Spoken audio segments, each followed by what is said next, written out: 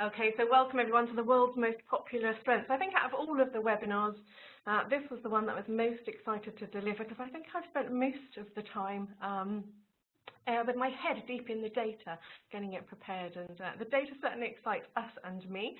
So I'm Trudy Bailey, I'm Head of Strengths Profile at CAP. Many of your names I recognise, so thanks for joining us this morning. I guess a lot of you will be watching it from a recording perspective. We haven't managed to hit the 10 a.m. ready for Australia or America. But you know, if you're watching it from a recording, there's lots to enjoy over the next half an hour, and also to download afterwards. We'll be following up this popular strengths session with a white paper as well. So thank you for joining us. So let's cover what we are going to look at. So we're going to cover very briefly the research and who's in it and how we did it.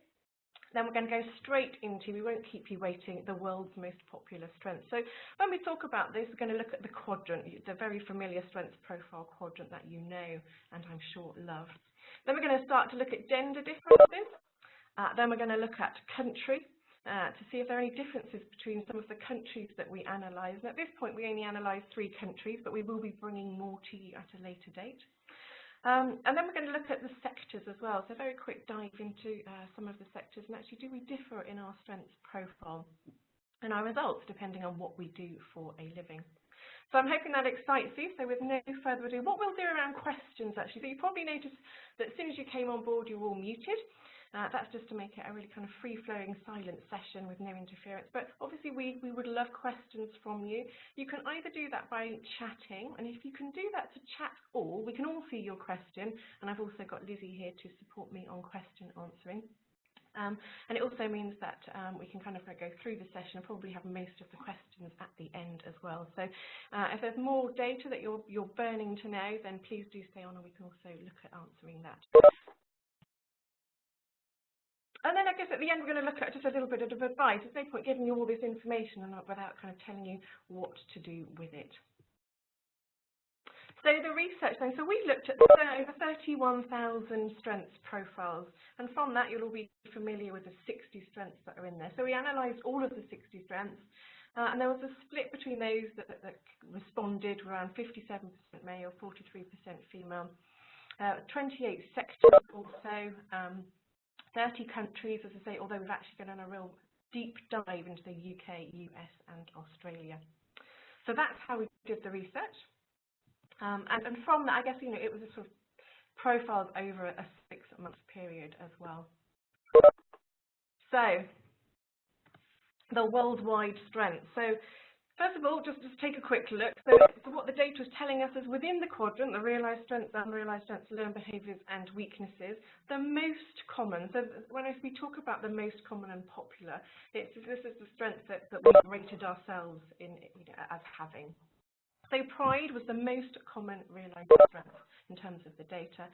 We've also got adherence there as the least common. And I guess that makes sense from everything that we know about the program, and certainly my coaching over the years. So, so pride, you know, we all like to take pride in our work and what we do and how we do it, and that makes sense.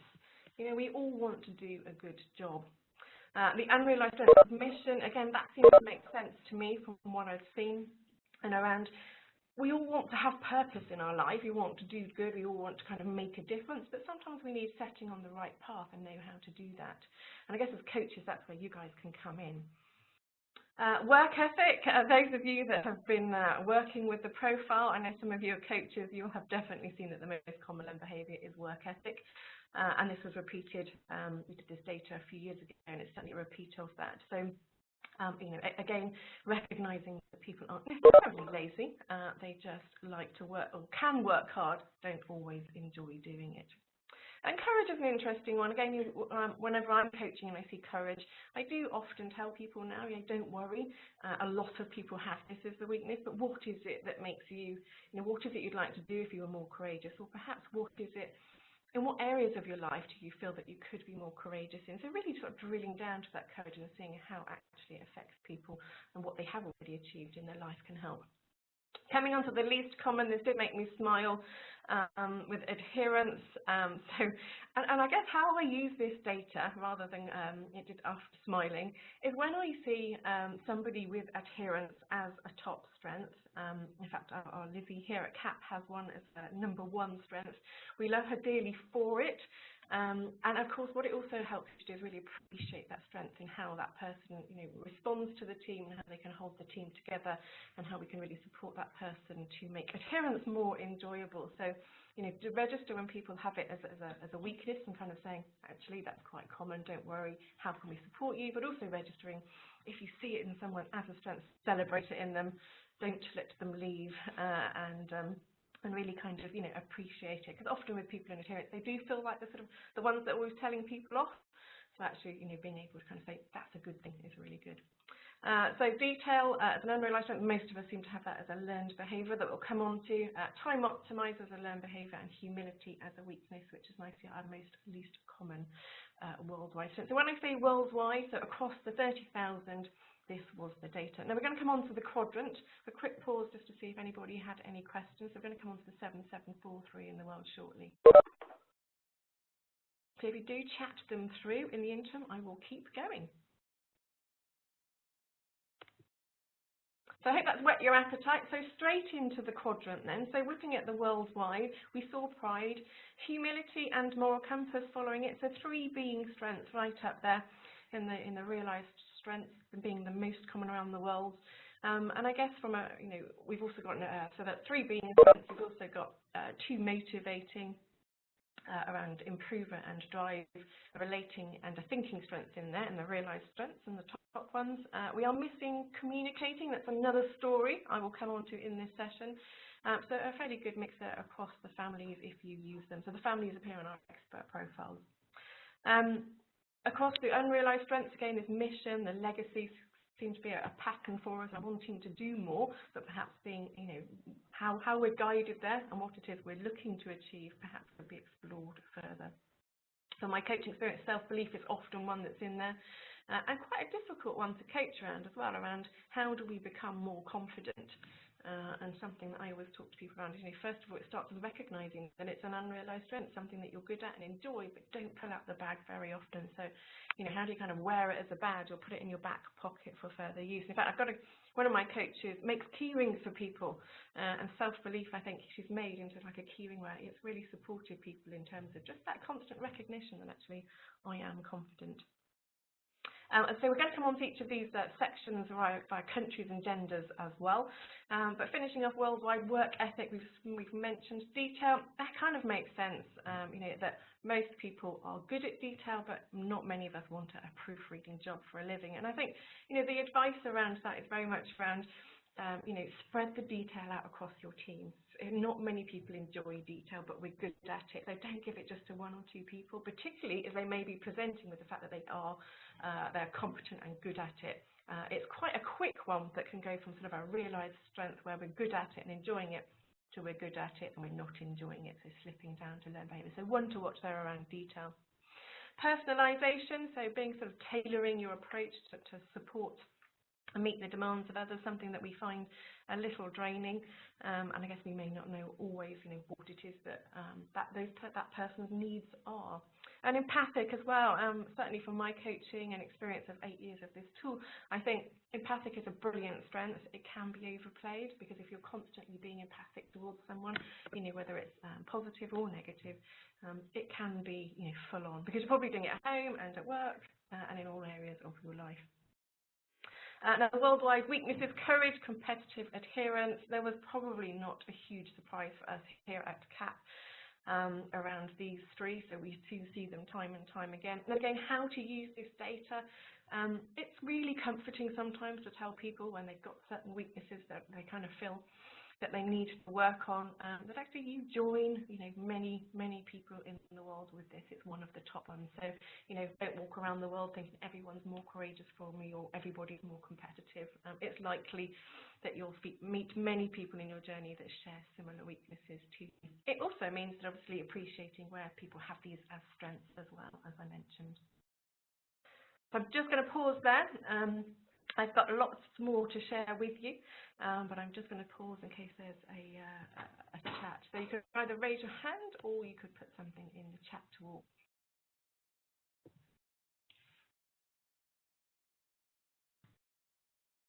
Okay.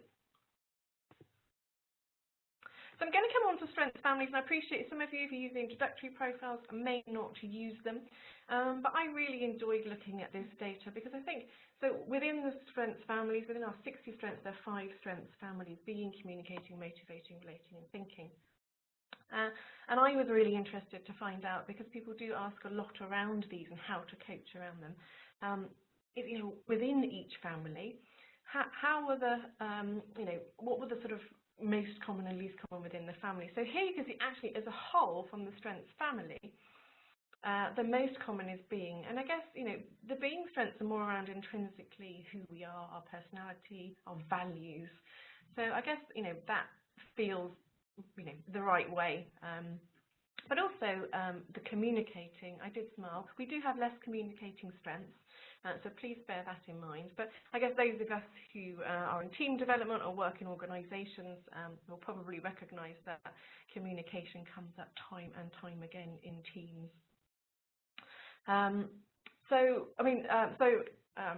We've just had a question, thank you, around what were the 4 least common strengths. What we're going to be doing is sharing a white paper with you. It'll be later today or perhaps tomorrow, which backs up all of the data that I'll be sharing with you here in a very glossy sort of 25-page report. So look forward to that coming to you. And also we're going to be building on this data going forward. So a white paper will follow.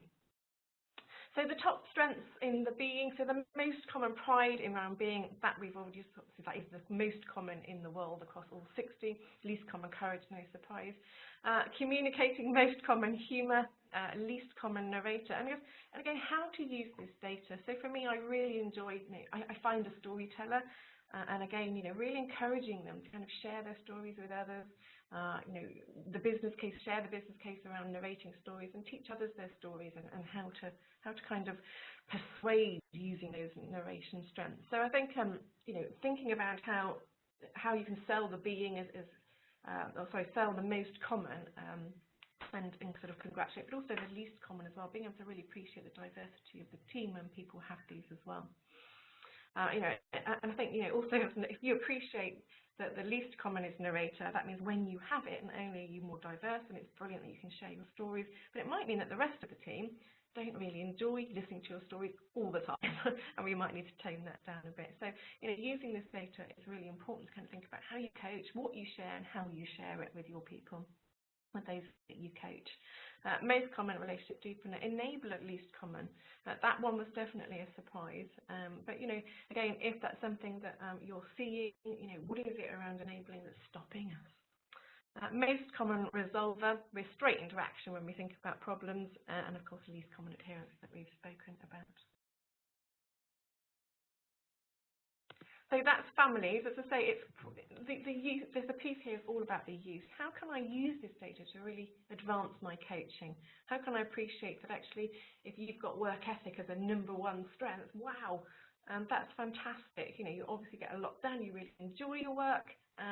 But then what does that look like with the rest of the team? What's the pressure on the rest of the team when you've got that? But also on the other side, where you've got a team report and they're looking at a group of improvers.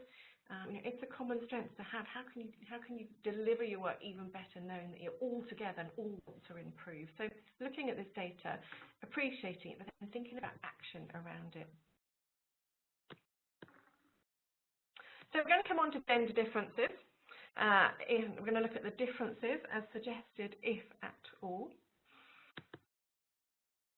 So first of all, we'll look at the UK predominantly in this session, and then we're also going to look at the rest of the 3 countries that we analysed as well in our white paper. There were marginal differences, I guess. The differences that we looked at were not off the scale, but there were some differences. So women being higher in their relationship, deepener, esteem builder and organiser. Men being slightly higher in improver, humour and drive. Now that was not to say that men didn't have those 3 strengths that women had, and women didn't have those three. They were just lower within the realised strengths or within the attributes. I have humour as my number 3. I'm a little disappointed at this data, if I'm honest. But so, as I say, just remember, it's not that we don't have them, they were more common and they sort of sat higher up in the data. Unrealised strengths, women were more likely to have action and men more likely to have persuasion. Women around empathic, my hypothesis around that is we use it too much sometimes, it can be draining. Unconditionality for men on competitive weaknesses, and actually men differed with their top weakness was time optimizer. Competitive was still relatively high for men here, but they actually just pipped the pace with time optimizer, so wanting to use their time better. So it's not a huge amount of difference. I'm just going to come on to the cultural differences around gender. Any other questions from Nikisha before we move on? I hope you're finding this fascinating. As I say, look forward to the white paper that's going to back this data up and give you a little bit more information. Today's a snippet of the great work that we've been doing. Super. So what we did here is we looked at the differences within women within the UK, the US and Australia and men to see if there were any differences as well.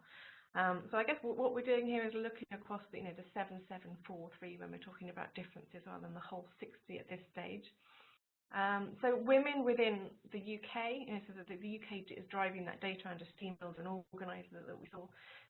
Gratitude and drive, so that's how the women in the US differed from women in the UK. Australia, again, having gratitude and esteem builder. So had a combination of one of the US and one of the UK there. But you can see how, there's no huge story here. There are slight differences between the 3 countries that we looked at. And again, it's not to say that the UK women aren't grateful. It was there, it was just lower down. But, generally speaking, they're using it more. Looking at the unrealised strengths again, legacy is pretty common for the worldwide and the US. But Australia having bounce back as an unrealised strength. I always think bounce back is the best place. Unrealised is the best place for bounce back because what you're saying here is that you're good at bouncing back and coping with diverse, situations that have where you have to use your resilience perhaps, but you're not using it at the moment. So that's fantastic to see that we're using it as an unrealised rather than full on our realised strengths. So, and then learned behaviours and weaknesses, there were no differences at all across the women, across the cultures. And there's a similar pattern for the men as well. So some very slight differences. It appears it's the UK men that are driving that data that are funnier. And the US men more authentic and Australian men more creative. And so within that story, as I say, the data is there for the other countries around men in the US. Had humour, it just was not as high. So I guess, so Anne, looking at your question here, Anne, is UK representative for Europe? So it is just the UK we've done at the moment. We've not looked at Europe as a whole. That one is potentially something that we're looking at next. I guess what we were trying to do quite quickly is sort of get a sense of UK versus the wider continents. So look out for that data. I guess within the worldwide, though, there were 30,000 represented in the data, whereas these 3 countries, only represented half of that. So there's still another many thousand of people that have been represented under that worldwide data as well. As we looked at over 30 countries, and what we'll be doing is, as soon as we get sort of a high enough number within the completions, we'll be looking at different countries. So keep your eyes peeled as we start to do more of this going forward.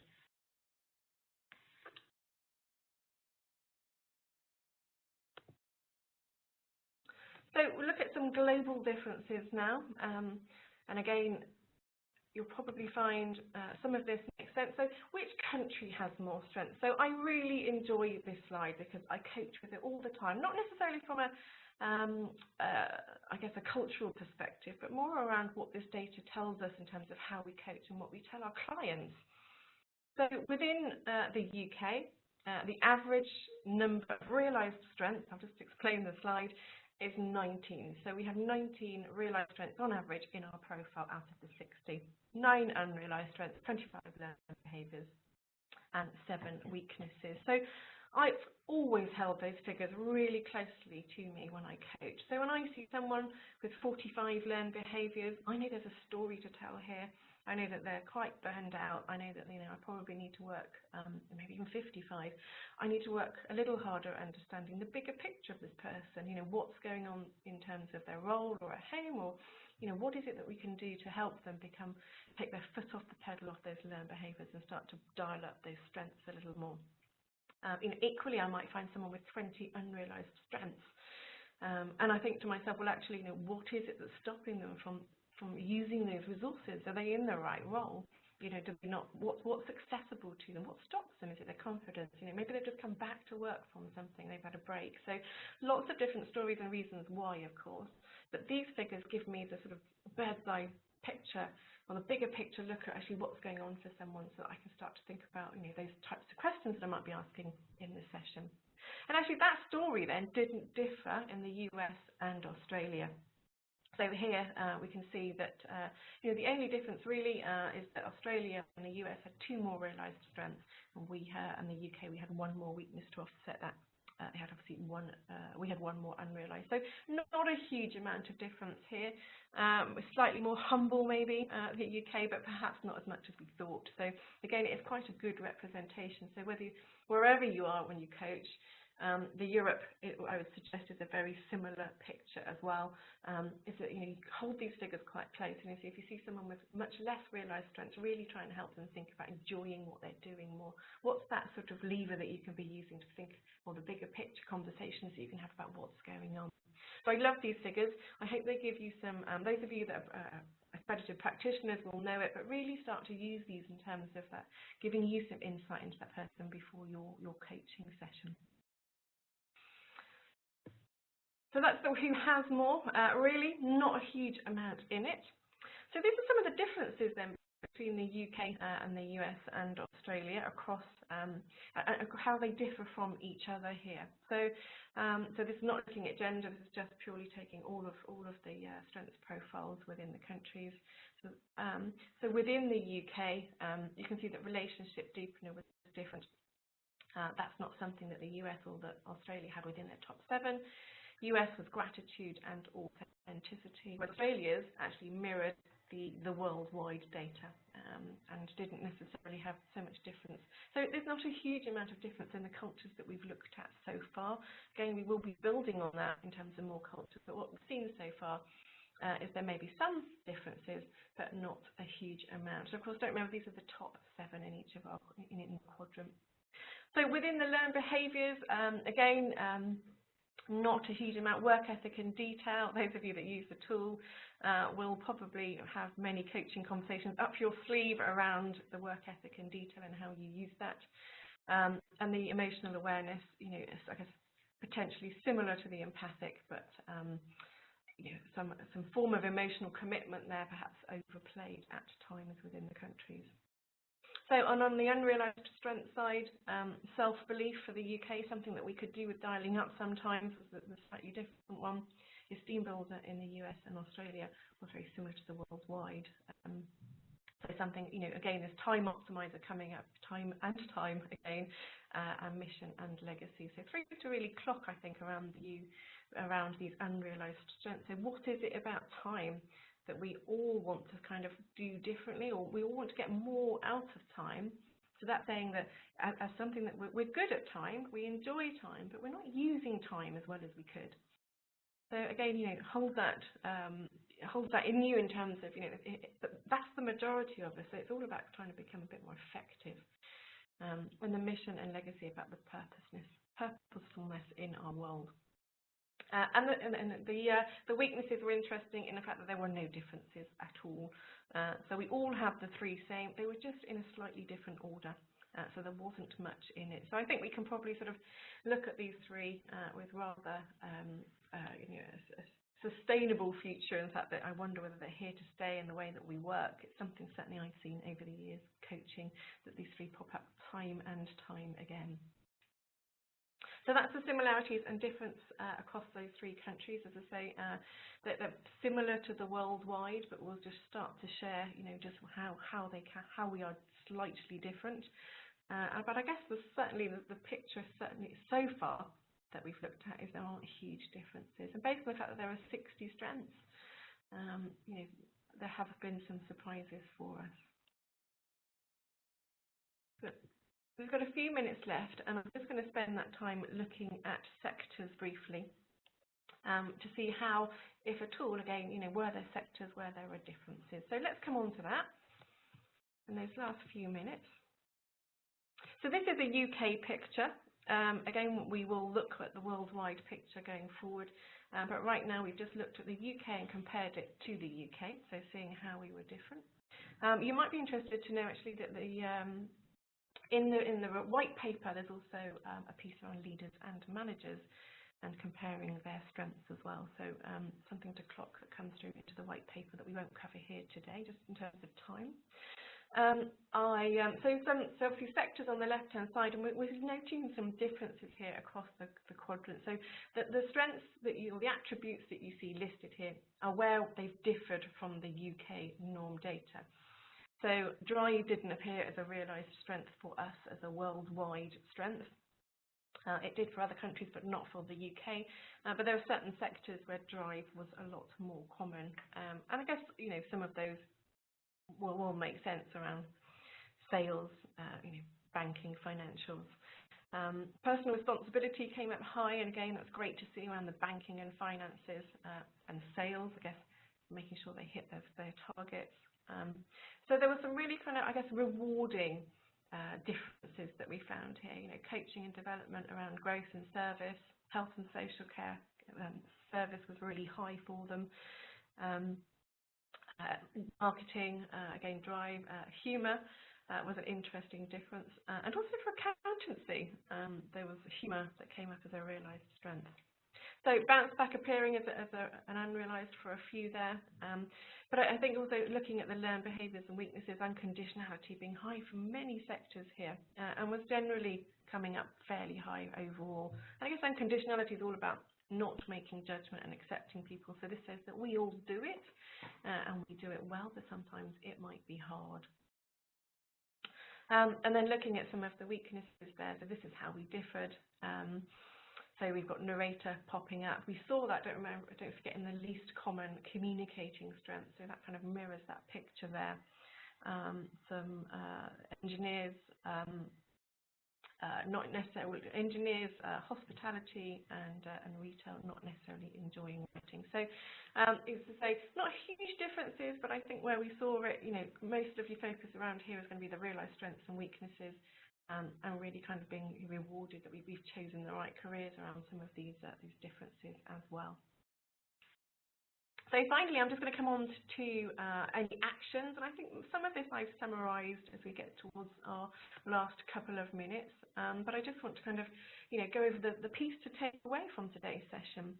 And that's that actually no matter where we are in the world, pride seems to be really important to us all. So, we all want to deliver high quality, want to sort of do the right thing as well with our moral compass. We want to find a better way with our improver. And we want to be part of team success. That's our humility there. So, thinking about how we work across teams, finding ways to combine the fact that we all like these things for successful outcomes will be really important for how people work together, improving that communication going forward. Mission and legacy. I have both of these as strengths, and I'm so passionate about what we do here at CAP and what we deliver. But it is always about making sure that you're working on the right things, that you're really clear about what you need to achieve and when by, and you have sight and you're involved in that bigger picture. You're committed to the values behind that bigger picture. So again, as coaches or organisations, helping people to see that will be really important, because we're all striving to make a difference, and we don't always know how to get there. So if you can lay that path, that foundation to help them make a difference, it will be really worthwhile. So work ethic, 70% of us, we couldn't resist putting that figure in there, find working hard draining sometimes. So if that's you, if that's your coach, just reiterate that that is the case. You know, they're not alone, they're not lazy, they do work hard. And it might always be that it's something that you just need to monitor in terms of work, you know, review patterns, what can you do to kind of lift the strain sometimes. And courage, I think for me, courage is all about, when I coach, is get to the bottom of what it is. So, you know, you'll be so surprised sometimes about what people have achieved, and they say they've come out as courage as a weakness. Because in their eyes, you know, the bungee jump didn't matter, you know, but they're scared of a spider. You know, find out what it is that makes them, you know, that really sort of, you can help them with that courage. What would they do if they were more courageous? How would their other strengths help them instead? So there's some key takeaways. There are more in our white paper, which will be coming tomorrow. We will email that to you all tomorrow. Obviously, you can email more questions as well as you kind of take the data which you've received and come back to us on. But I just want to end and just check if there are any more questions.